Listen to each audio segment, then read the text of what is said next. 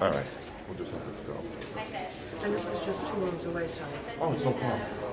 Now, the only problem is, I never cleaned up that car.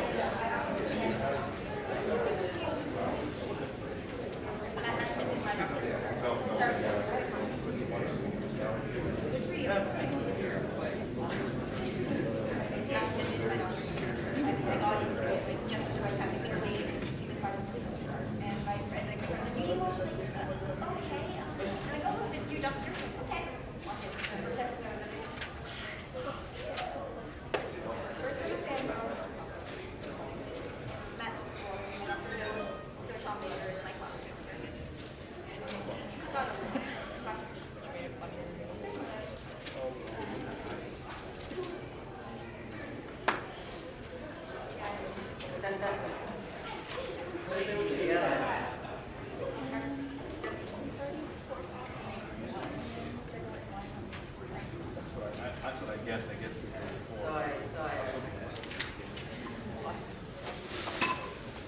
More people are in there.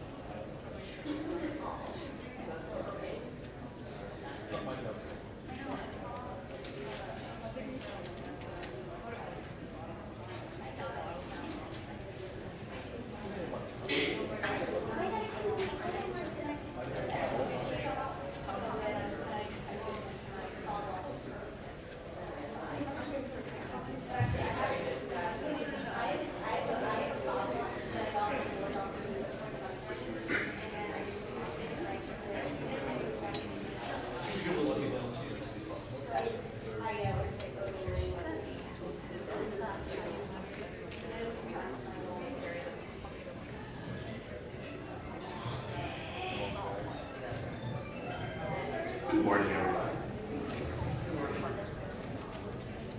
So, welcome to our Women of Doctor Who panel.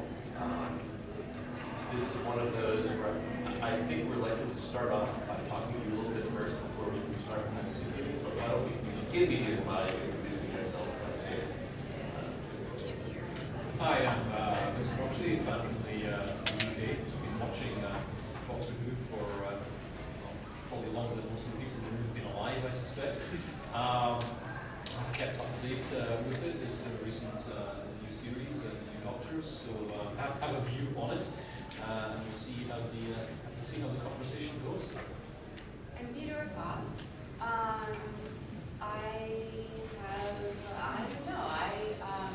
I've been watching the new series like everybody else, and watched little bits and pieces of the old Doctor Who, and always loved it, and always thought of it as a kind of touchstone. So I think, like everyone else here, I'm a big fan and looking forward to talking about it. I'm Steve Segal. I'm a book and magazine editor and designer and lifelong Doctor Who fan. You know, I grew up with Tom Baker as sort of a role model in life and in fashion and all these things, but as an adult, I started to embrace the philosophy that we should all know ourselves and understand our strengths and limitations. So for the sake of this panel, rather than pretending to be someone I'm not,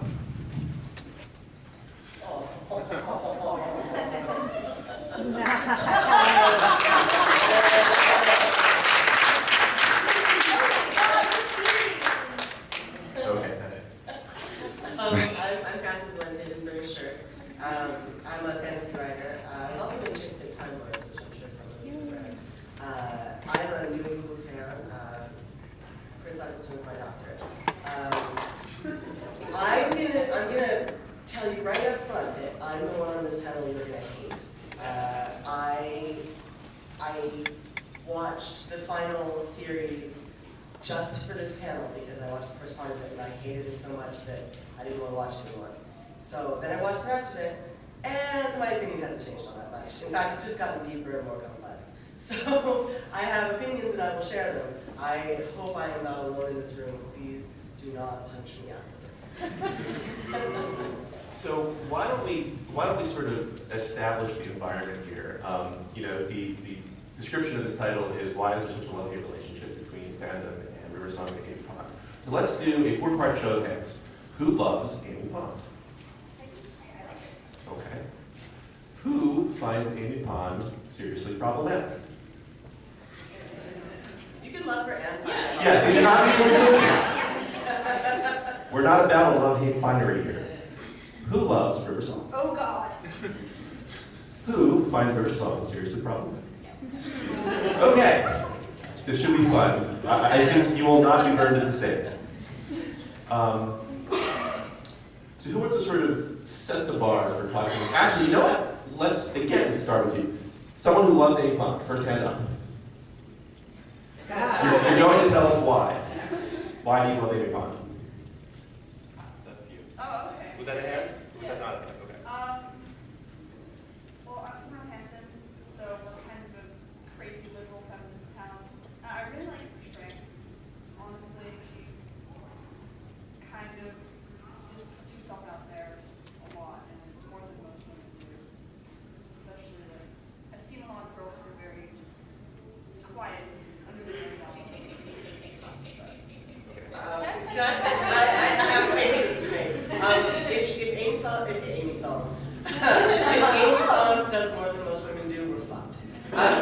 Real. I mean, I don't want to jump all over your statement because that seems extremely rude from a panelist. But that's what this is going to be. All right, so why don't we just do it? Here's the thing.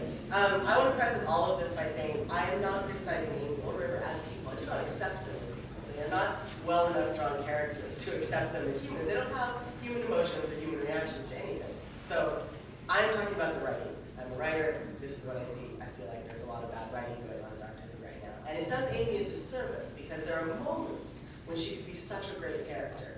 The Girl Who Waited was an episode that frustrated me to no end because we saw that not only is Karen Gillian capable of carrying a really interesting character, though possibly the makeup artist is not, but that if anyone had cared to write Amy as a serious person, she could have been amazing. Next season, Amy will be the longest running companion in the new Doctor Who, and she doesn't have the presence of any of the other ones that have been in there. I would rather have Donna for 2 more seasons than I would Amy. I argue with the idea that she is strong. She is feisty. She is outspoken. She is spunky. But I would not say that she is strong. Most of what she does is reacting to the Doctor. Most of what she does is being rude to Rory or reacting to Rory.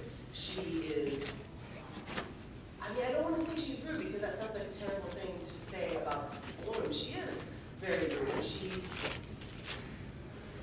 She's given very little to do. In fact, in most of the best episodes, she is sidelined because the writers cannot figure out how to make her a central part of the episode without her being yelly without anything behind it. She doesn't actually do anything, but she yells a whole lot. Can I? Go for it. So, just fleshing that out a little bit, you know, when Amy was introduced. I realized my brain is actually kind of start blocking out this series. So, Well, when Amy was, yeah, when Amy was introduced in season 5, you know, in the first 2 episodes, I thought she was great. They were giving us this character who, her whole thing seemed to be that she was unpredictable. She might say anything, she might do anything, you know, whether that means it's time to save the world and she's slamming the Dr. Ty in the car and saying, you're not going anywhere until you satisfy my questions. Or whether it's in the next episode, The Beast Below, where she sort of intuitively grasps what's happening and does the crazy, insane thing and saves the day when no one else could. Like, this to me was an awesome companion. it almost seemed like, you know, can we take Phoebe from Friends and turn her into a time-traveling TARDIS companion, because you don't know what's going to happen next. And then somehow, like right after that, I had trouble thinking of another story in which she actually did something that mattered to the story. She got pregnant. She Catherynne pregnant. So that's sort of my take on where she's been. More thoughts about her on the panel?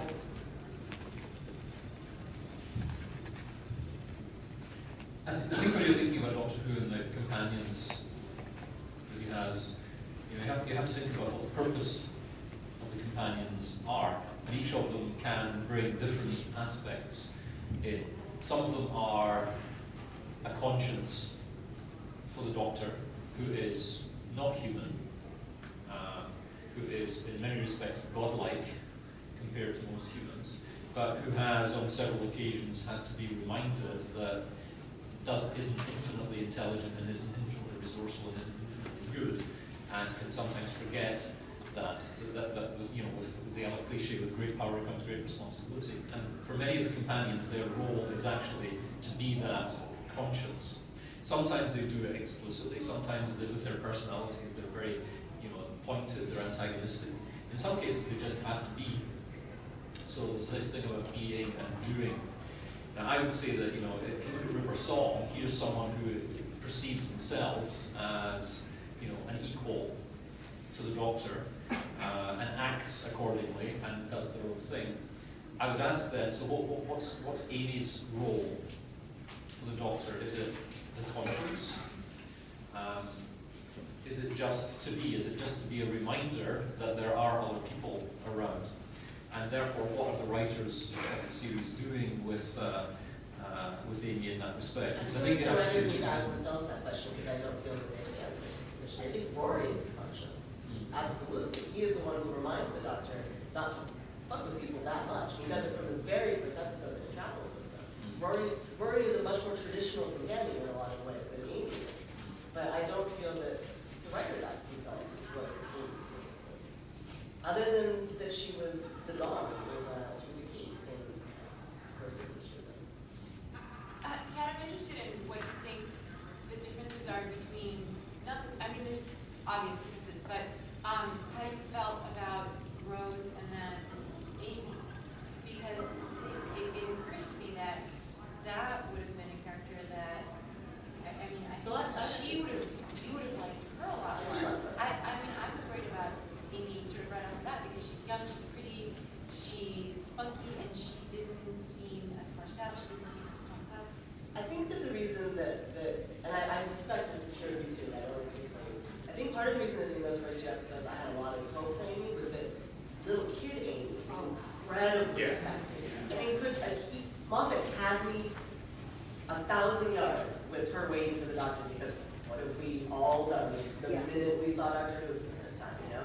Like, that got me immediately, and if they had stuck to those kinds of incredible character moments, I think it would have been great. And I think that little kid Amy carried me through 2 episodes before I started to be like, this is not fair. I did like Rose in the first season. I thought that we ran into some of the same Amy problems in the second season with Rose. Though I'm quite interested in the fact that fans, there's a vocal majority of fans that hates Rose, but has no problem with River, who married the Doctor. But the reason they hate Rose is because she's not Dr. Barbie. Like, I understand.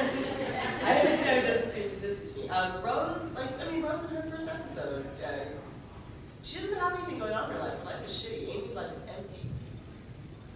And Amy's life is deliberately empty. The universe emptied her life. Well, and that's like, there's a major plot thing that's there on purpose that works to the detriment of the character. Yes, absolutely. Which is the whole concept of this character is, you know, my history is gone. It's been sucked into the void, and we're not going to tell you that all season. She is the empty child. I mean, absolutely deliberately written into the character. And I think that, I hate to fall back on such a basic rule of writing. I think the problem with Amy is that we are told that she is amazing and we don't see it. But we are told she's amazing from minute 1. She behaves as though she's had a 10-year relationship with the Doctor in the second episode, in The Beast Below. And we are told that the Doctor and she are close. We are told that she's amazing. We are told all of these things about her. But we see of her doesn't back up what we're told. Whereas I feel like what we see of Rose is backs up that what we're told about her. And I think that her arc in the first season, I don't think that any companion has had as good an arc as Rose did in the first season. And know some people find what happened to her cheesy. I don't care, I love it. And you know, you are free to say, I don't care, Kat, I love Amy. That's awesome. But I love that arc of Rose. I think that they had trouble coming back from that because where do you go when you become a goddess? You know, there's not much left to arc. And I feel like they're also lost with Amy as far as what the arc's doing to me. And obviously we do with the woman when you don't know what to do with her anymore is you knock her out. And here's where again I have trouble with Amy because she has no human feelings. She and Rory lost their baby and they don't react to it at all. Not even a little bit. Yeah, I know that they like have a picnic with River. It's not actually the same as raising your baby. Like I don't have children myself, but I can kind of imagine that having her infant ripped out of your arms, like only seeing her when she's Alex Kingston, would be emotional. And it's a great story. Like that is a great character moment. They should have been able to deal with that, and the writers didn't give it to her. Something that's always bothered me about the whole Amy Pond River song plotline is that it's too neat. There was this neat, and it's where I find that Stephen Moffat writes really tight episodes when someone else is running the show, but when he's running the show, it's a problem. There was this need to tie up every possible loose end that we could, stick the bows on Amy and River's heads, and then abandon the plot line entirely. And I just felt like I did not need to have all the questions answered via these two people. There's only 4 people in the universe right now. Yeah. I mean, that's it. And then Craig occasionally pops in from another universe. Like, the only people who have agency and thoughts about them are these 4 people. I have a real issue with Stephen Moffat as a writer, and I'm prepared to like be stoned by most of the fandom who don't Okay, I'll seem to tell you have mine. that sense. But I compare and contrast most of the Amy River episodes with the Family of Blood arc and Norman Jones. And those 2 episodes to me represent the best of what about the movie. And then I watch most of the stuff with Amy and River, and it's like, meh. You know, I watch it because I've been watching Doctor Who since I was 12, but it's like, meh. I want Sarah Jane Smith. I want the show to have meaning and emotion, and it feels to me that it has stepped away from that. It is about everyone talking as fast as they can and being unkind. I mean, I'd go so far as to say, you know, despite all of the epic cosmic blessings being thrown around in the past 2 years, like, as someone who watches television, and basically, like, it feels like a sitcom to me. Like, it really does kind of feel like a space. And have you guys seen Coupling? It is the most beautiful portrayal of heterosexual relationships I've ever seen on television. And I think that very much transfers to Amy and Rory's relationship. Although unbelievably funny. I can't watch I it. find It makes it me so uncomfortable. Like, it's like watching, it's an anthropology channel for me, for a planet that I don't live on, where when men and women just eat each other. And it makes me incredibly uncomfortable to watch. I would be very interested to hear from people how they compare the modern women with the older episodes and someone like Sarah Jane Smith, because it's, you know, I'm wondering what sorts of portrayals of women we're getting that are different from the old portrayals. I have to admit, I really hated the whole Donna part the entire time, and I don't know Had it not ended where it did, I think I would be much better with the art. Yeah. But I like Donna herself. I don't like what happened to her. That makes me go blind with rage. Donna herself annoyed me. Oh, I like that. I've been on Boskone for about basically 2 years, but in these 2 years I've become like major obsessive, basically my life. And I mean, I watched Boskone and Igu. Matt Smith is my doctor. He was my first. My friends told me to watch it, and and then I started. Then it was the 11th hour, and I'm like, oh my God, this is the greatest thing ever. And but when I started watching.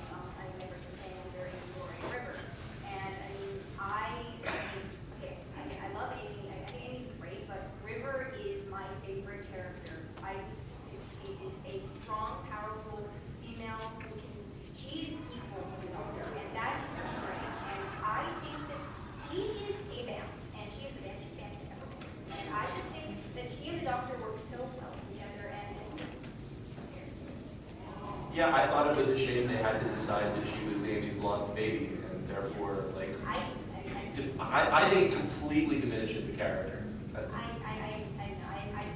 whenever mom did that, then I'm one of those people that worships mom. I think mom is a genius. Anybody put that dog down.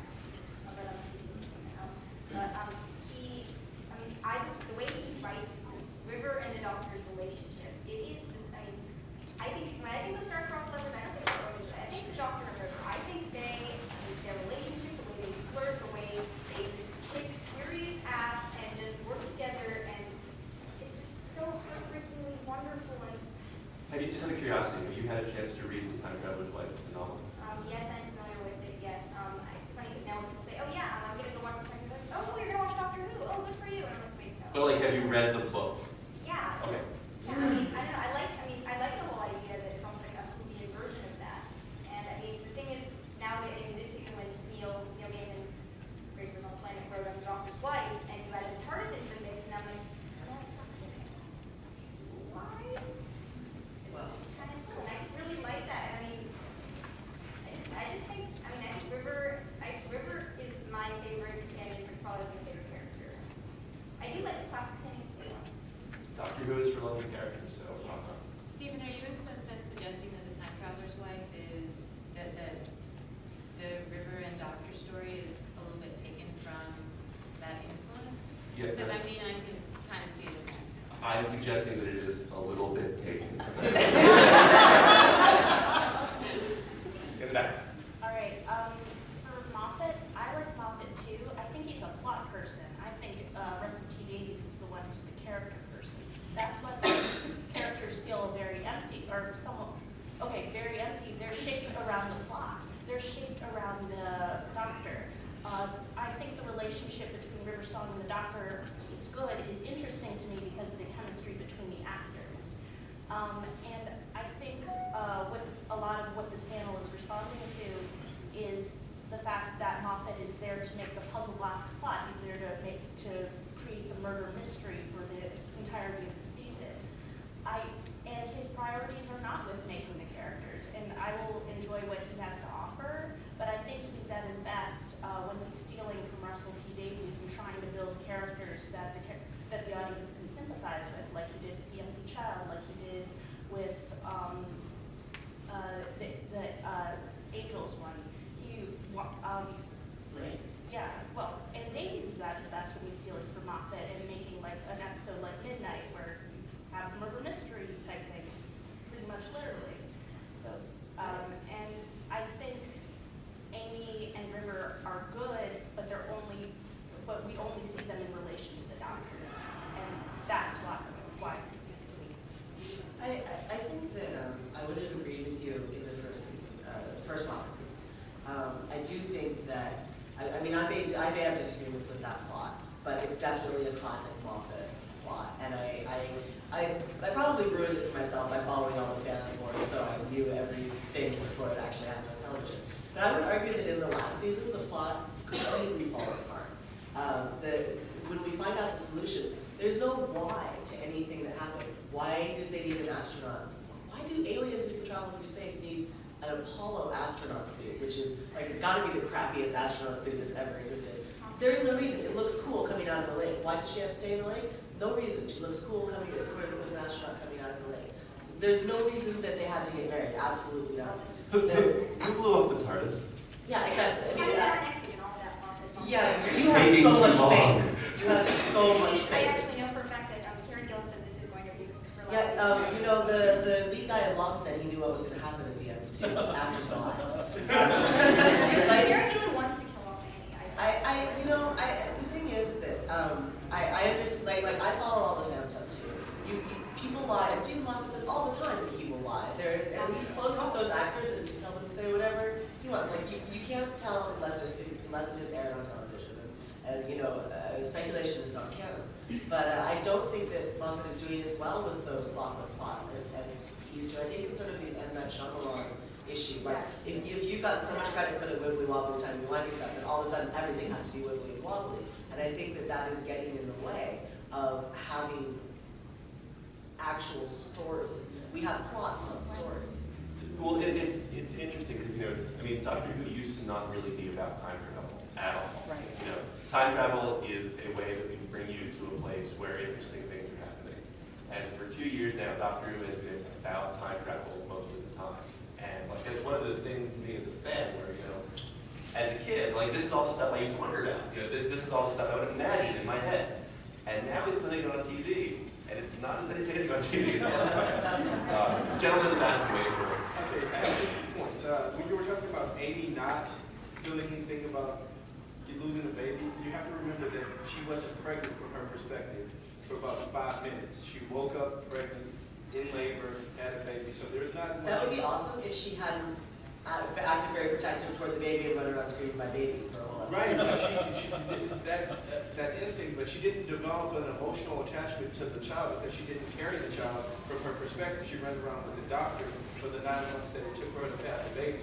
She woke up in labor, had a baby, and was protective of it, but there was no emotional attachment, and you can't develop an instant emotional attachment to something. I appreciate what you're saying, but that's totally family. That is not anything that has been established. Like, they didn't have that conversation where she's like, I didn't even know I was pregnant. I don't have any attachment to this child. They never had that conversation. Well, and here's the thing, like, there's the question of, like, what are the levels on which we're supposed to react to this plot? Because, like, everything you're saying, like, it is true that when this character, who is a woman dealing with this issue of a baby, is given to us in this story, it is in such a way that, yes, logically, all of the things that happen could follow logically.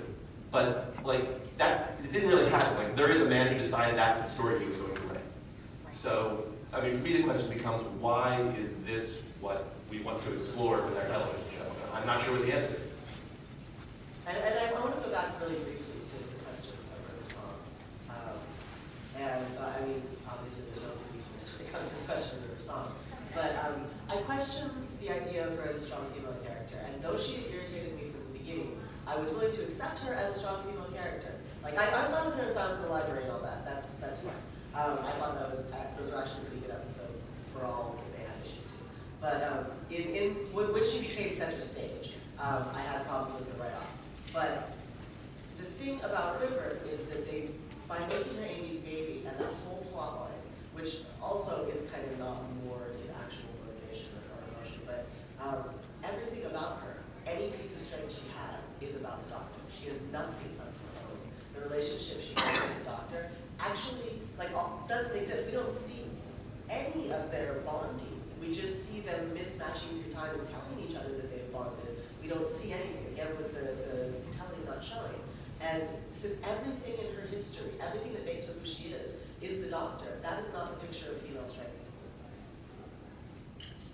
So I think where Amy and River fall apart for me is the fact that there are so many guest writers. Moffat tries to carry these grand plots, and I feel like if he wrote the majority of the episodes, he would actually be able to carry that out, give them a lot more emotions and make them stronger characters. But because he only writes like 2 or 3 episodes a season, I feel like he focuses a lot. I feel like he writes more than that. Moffat wrote like 2/3 of series 5 and like a third of series 6. And I don't even know how many writers were in any given season of all the ones that came before this, and that was never a problem. Yeah. It was never a problem under Russell Davies, where you had 6 or 7 writers over a 13-episode series, and you didn't notice. It's also not how TV series work, but the showrunner, it's not just like he reads the script and he's like, okay or no. They doctor the script, they change things, they make sure everything goes together. People complain about people not Joss Whedon writing Joss Whedon show episodes, but the fact is that Joss is intimately involved in all of those scripts, and so is Moffat. And I think that the only episode I really loved of last season was The Doctor's Wife. And I mean, it is an amazing episode, and my jaw dropped because Gaiman managed to take the thing I'm most obsessed with, which is the TARDIS, and make it real. There's no need for me to ever write a Doctor Who episode, because that's the episode I would have written. And yeah, even in that episode, there's a girl murdered in the beginning that we're not led to care about, and we never hear from again. And at the end, it was meant to be part of Russell T Davies' run, and it was moved to the next season.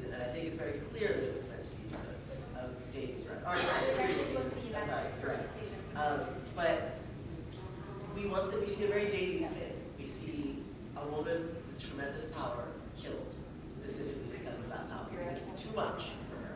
And that is something we've seen on Doctor Who in multiple episodes in every single season. So even that episode. But if we chop off the end in the beginning, it's one of my favorite episodes. And I think the problem you're pointing to is that Amy and River are all about the Doctor, whereas Donna had her own life, Rose had her own life, Martha very much had her own life, and they all had their own stories, and the Doctor was part of their story. Whereas for Amy and River, the Doctor is all of their story, and that to me seems like a real departure from the older editions of women. Sarah Jane Smith had her own story and her own plot. It was funny, I was the exact opposite, which is that for the most part, I think in classic Who, the companion had no love at all outside the confines of these adventures. You rarely saw it. I mean, part of the reason we love Sarah is because she was an exception.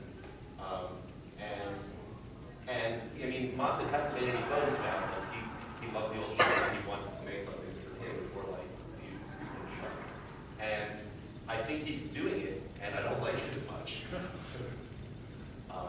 This is one other thing that keeps striking me about the way his episodes have worked, even in the Davies series. And let me preface it by saying, The Young Child is one of my favorite episodes ever. Blake is one of my favorite episodes ever. In 30 years of watching the show. But if you look at all of Moffat's episodes in the first 2 seasons, in The Empty Child, Rose is kind of bumped off to the side so we can have not only Captain Jack introduced, but also there's a whole lot of sort of... Rose that introduces Captain Jack. Like, she's the one who brings Captain Jack into the story. Right. Well, but then, on top of that, on top of the sort of plot, there's this, this character in the episode, Nancy, the girl who's running around saving all of the orphans. And, she very much functions in that story as an extra companion. And she's super strong and super resourceful and super cool. She's also very beautiful and young.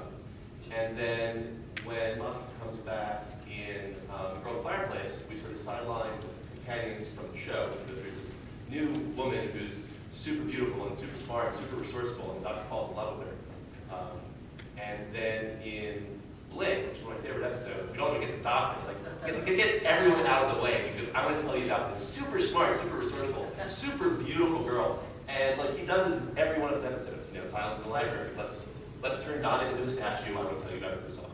And it strikes me that whatever the current framework of the Doctor's life is, Moffat has never really cared because he wants to tell you about his fantasy woman. And I think, that is Amy and River, and that's why I have a problem with them. Yeah, wow. That was awesome.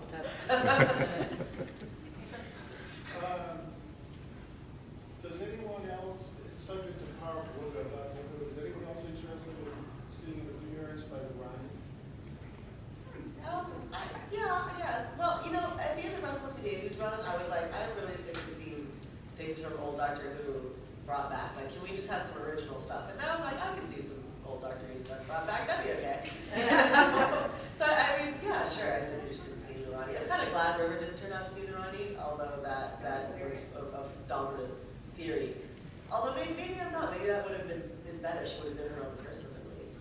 I think it's really interesting to compare Doctor Who to Sherlock at the moment because it's clear to me that Moffat would like to be writing Sherlock instead of Doctor Who. That is a show that gets a lot more of his passion. Also, no pesky women in that show. Right. Just kill them or. What about season 2? Yes, we have just entirely assassinated a beloved feminist character in Adler. What? Mike. Really? They just can't even let Yes, they're calling on you. Oh, are you? Yes. Well, I actually want to talk about Donna, but yes, Irene Adler was horrible. Yeah, no, Irene Adler was brutalized as a character. I don't know if you read, I mean, you're giving me a funny look. I don't know if you read the original stories or seen any of the other, I mean, how the American movie do better with Irene Adler than the British show. They still killed her off.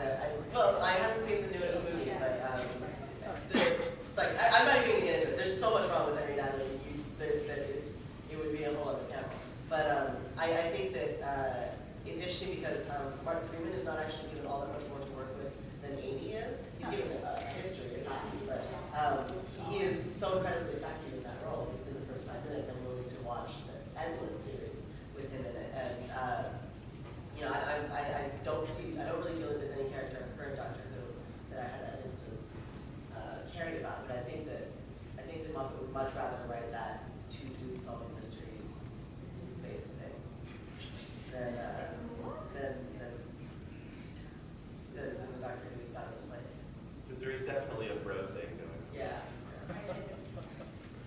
So real briefly about Donna's arc, they've done it before in Doctor Who, so I don't know if you want to call it a tradition, if you want to call it a retread, but like with Jamie, you know, one of the old companions where the end of Jamie's arc was his memory's erased.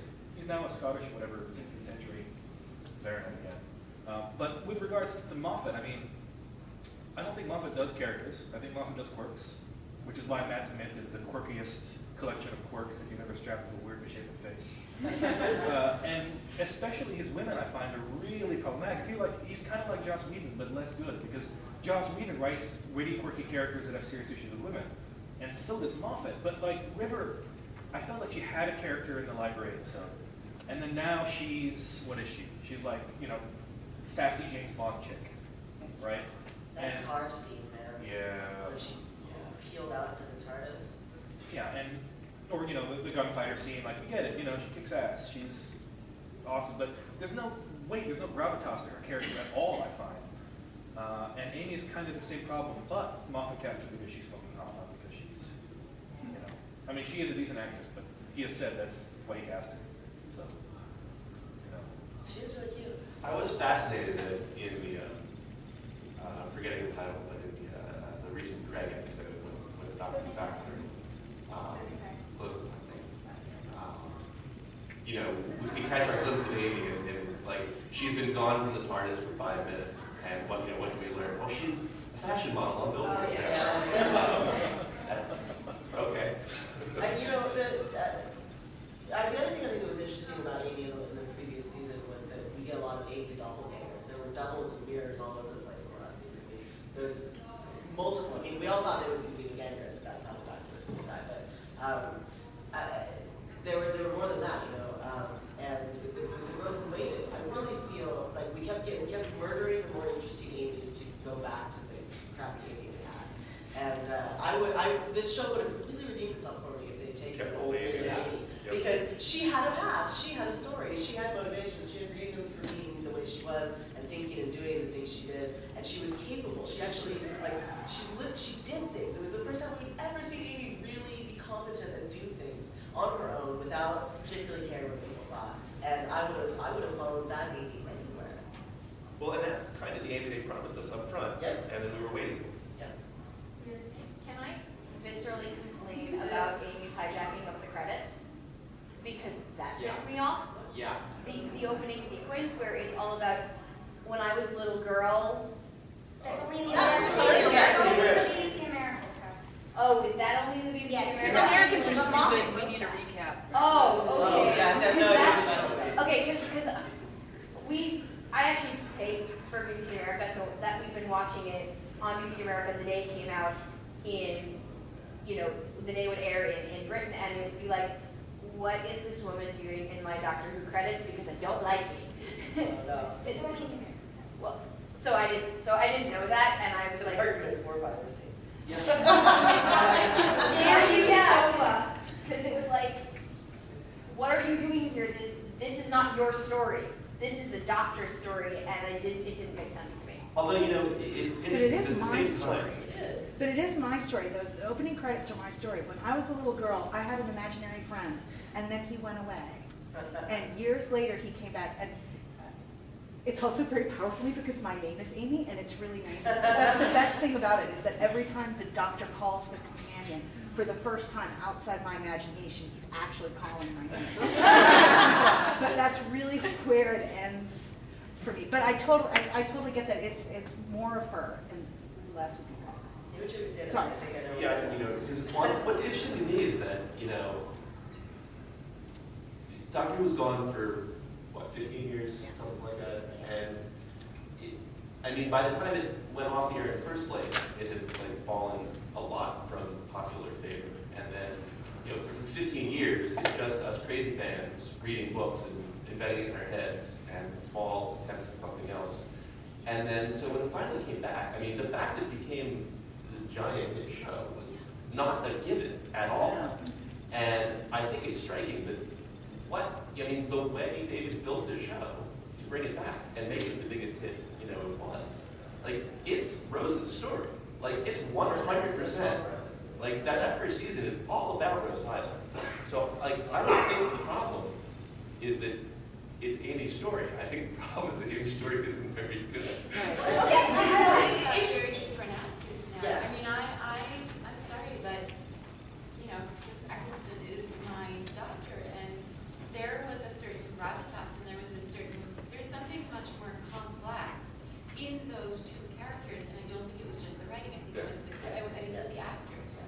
Well, and that's part of what I was saying about Mark Freeman. Like, I know that Karen Gillian is okay at acting, but she cannot invest mediocre writing with the same kind of amazingness that Eccleston and Freeman and all of these people can do. I mean, like, look, it's Chris Eccleston. It's totally unfair to compare to other actors in science fiction shows. Like, that's not okay. He is amazing, and I like Ten of Fun, but Eccleston brought so much to it, and I mean, that's entirely why they cast him. But Rose is given to us as the point of view character of the show. And then the next companions are also given the point of view of the show. In fact, I was such a newbie when I first started watching Doctor Who that I had no idea. I knew that doctors could change out. I didn't know companions did. So I was totally unprepared for Rose leaving and then basically having a series where none of the people I started out watching were still in the series. Like that was bizarre to me. I was not really on any of the fan forums, and I was certainly not going to be like, why is there a new companion? Like every other dude that's on the internet, you know? But we are definitely trying to look at the Doctor through these women's eyes, and I have no problem with it being Amy's story, with it being, Rose's story, and all that. Well, the infuriating thing to me is that, like, the story they set up for Amy is so remarkable. Like, the Doctor's this imaginary friend for her whole childhood, and then he comes back. Like, she's been a Doctor stalker for 15 years. Like, that should provide a lot of interesting fodder for storytelling about the relationship between these two characters, and that story is not told. Well, and even when she saves the day at her wedding, she just does it through the power of the protagonist. She's not actually doing anything. She's just yelling. Literally, that's what she does. She yells. It's a very good scene. It is a good scene. It's a very good scene that Donna should have gotten to do a year ago. Oh my God, you're right. Yes. One thing, like, the first episode of Doctor Who I ever watched was Rose. And one thing that immediately got me obsessed with the show was that partially Eccleston just being this non-human character with this eccentric but still understandable emotion. And then Rose worked so well with him. Like, you saw sort of both sides of them. And then with like, don't get me wrong, I really like Seth. He's good. But I feel like it's gone too far to still have the same connection with the characters. Well, and it is a truism that your first doctor is your doctor, and we all come to this show from the moment we start watching, and it's impossible for that not to help. I hear that there are people who, William Hartnell for me was the doctor. It's all downhill since then. There are people who, there are people who think Peter Davison is the greatest thing ever. He's my least favorite doctor.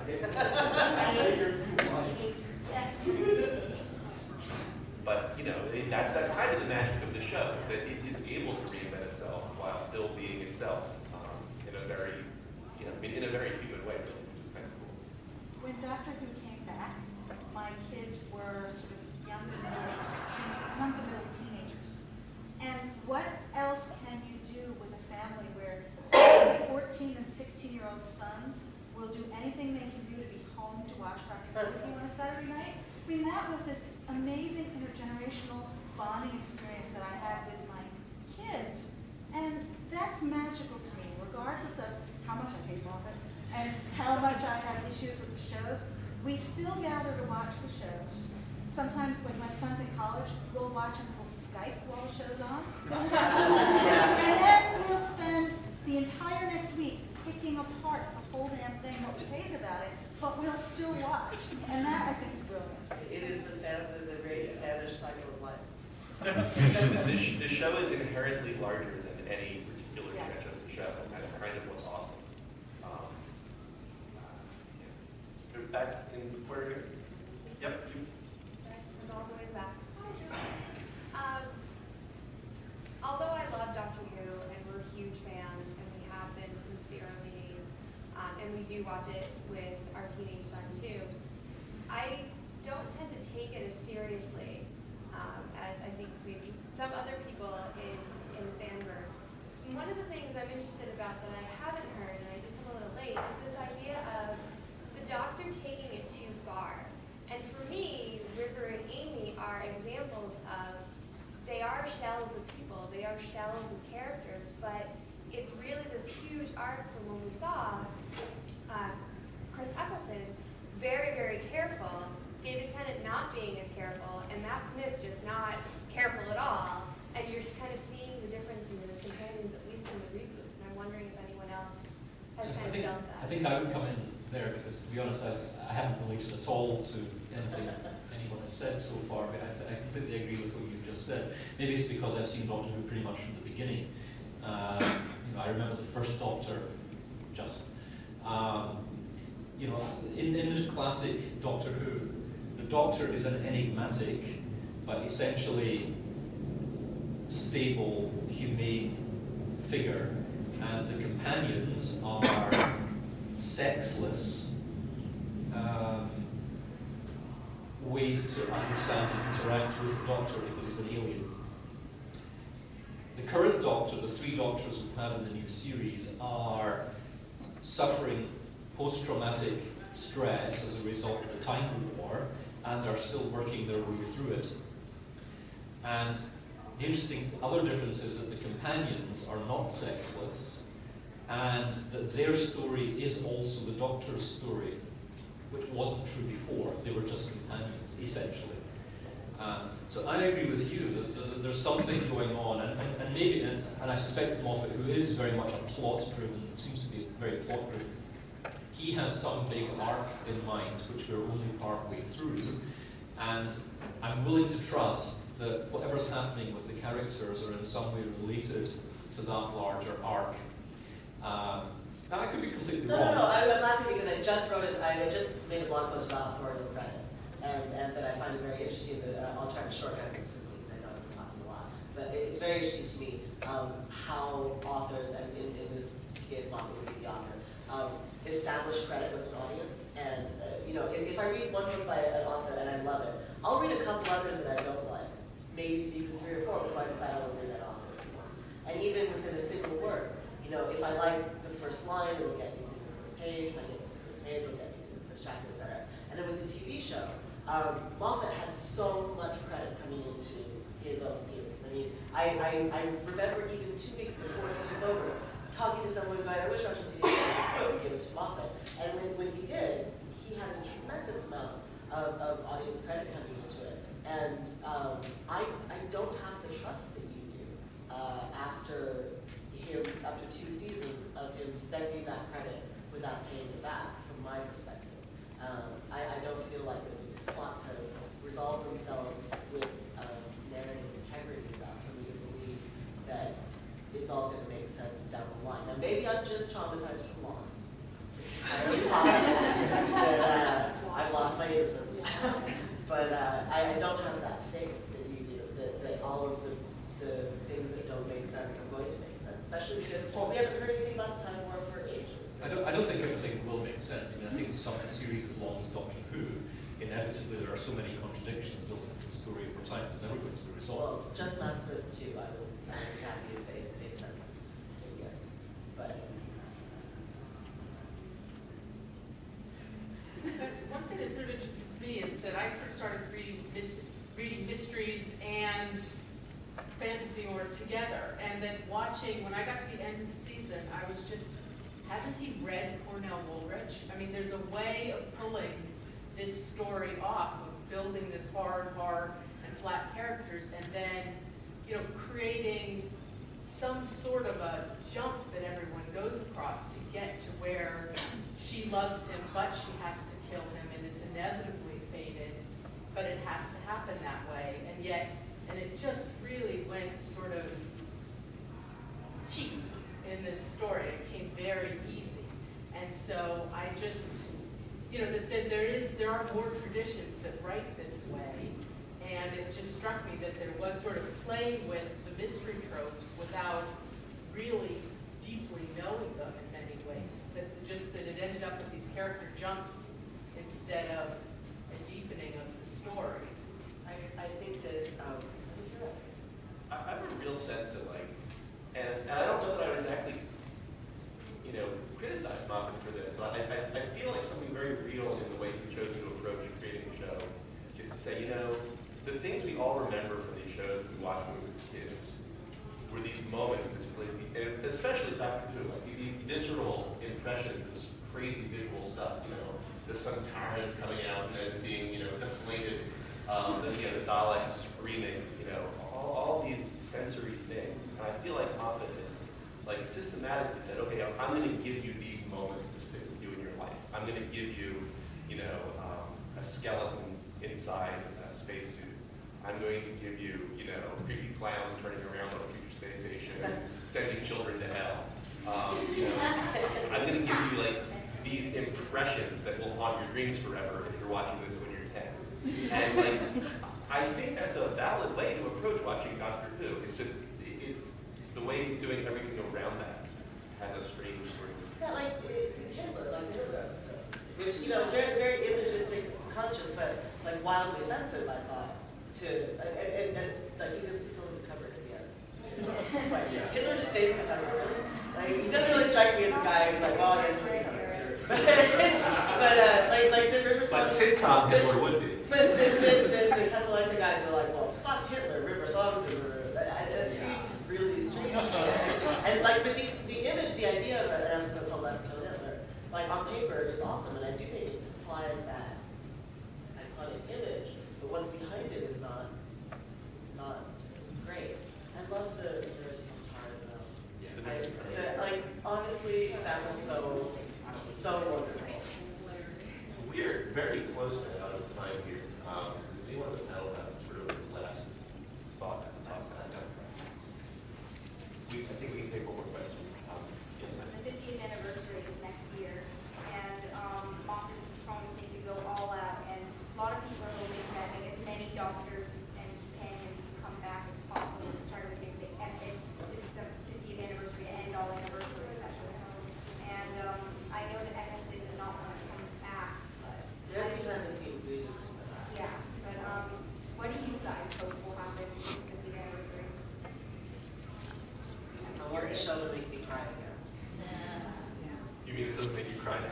No, I feel it will never make me cry again. It will never, in a good way. I feel it will never make me feel it. I would like the show to make me feel something again instead of just suffering. Doesn't sound like it. I want to see something.